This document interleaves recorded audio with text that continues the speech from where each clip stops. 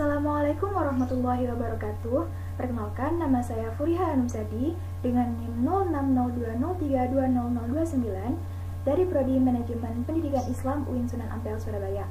Nah, kali ini saya akan menjelaskan mengenai plagiarisme. Teman-teman pasti nggak asing kan sama yang namanya plagiarisme dalam suatu karya tulis? Nah, untuk pembahasan lebih lanjut, simak videonya berikut ini.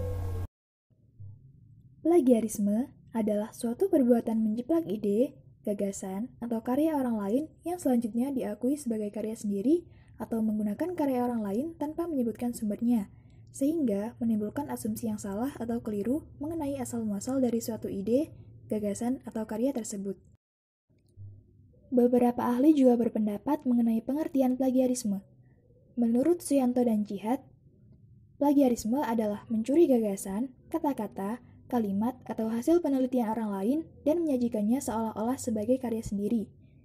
Sedangkan menurut Brotowijoyo, plagiarisme adalah pembajakan berupa fakta, penjelasan ungkapan, dan kalimat orang lain secara tidak sah. Selanjutnya adalah tipe-tipe plagiarisme.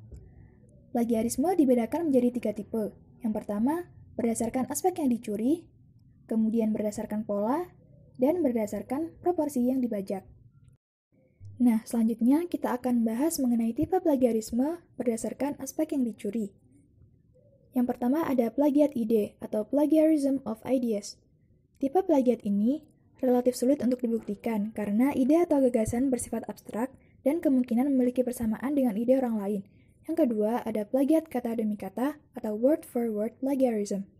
Untuk plagiat tipe ini serupa dengan slavish copy, yaitu mengutip karya orang lain secara kata demi kata tanpa menyebutkan sumbernya, dan seringkali terjadi pada karya tulis. Yang ketiga, ada plagiat sumber atau plagiarism of source. Plagiat tipe ini memiliki kesalahan yang fatal karena tidak menyebutkan secara lengkap sumber referensi yang dirujuk dalam kutipan. Dan yang terakhir ada plagiat kepengarangan atau plagiarism of authorship. Plagiat tipe ini terjadi atas dasar kesadaran dan motif kesengajaan untuk membohongi publik. Misalnya, mengganti cover buku karya tulis orang lain dengan cover atas namanya tanpa izin. Lalu, yang kedua adalah tipe plagiarisme berdasarkan pola. Nah, yang pertama ada plagiarisme total, yaitu tindakan plagiasi yang dilakukan seorang penulis dengan cara menjiplak atau mencuri karya orang lain seluruhnya dan mengklaim sebagai karyanya. Yang kedua ada plagiarisme parsial, yaitu tindakan plagiat yang dilakukan seorang penulis dengan cara menjiplak sebagian hasil karya orang lain untuk menjadi hasil karyanya sendiri.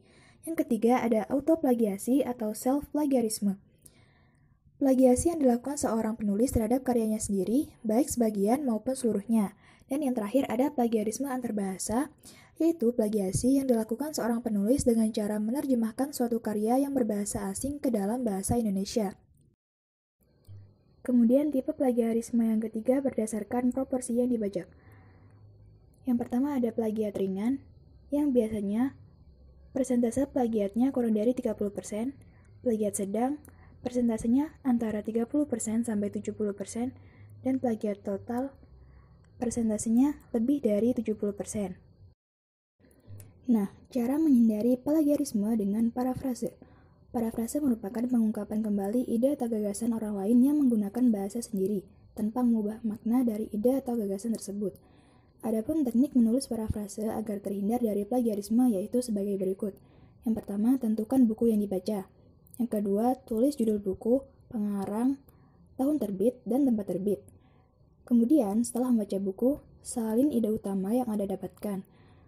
Lalu, kembangkan ide utama dengan kalimat Anda sendiri. Dan yang terakhir, tulislah sumber kutipan tersebut. Sekian yang dapat saya bahas mengenai plagiarisme. Semoga video ini bermanfaat untuk kita semua. Terima kasih sudah menonton. Don't forget to like, comment, share, and subscribe ya. Thank you. Assalamualaikum warahmatullahi wabarakatuh.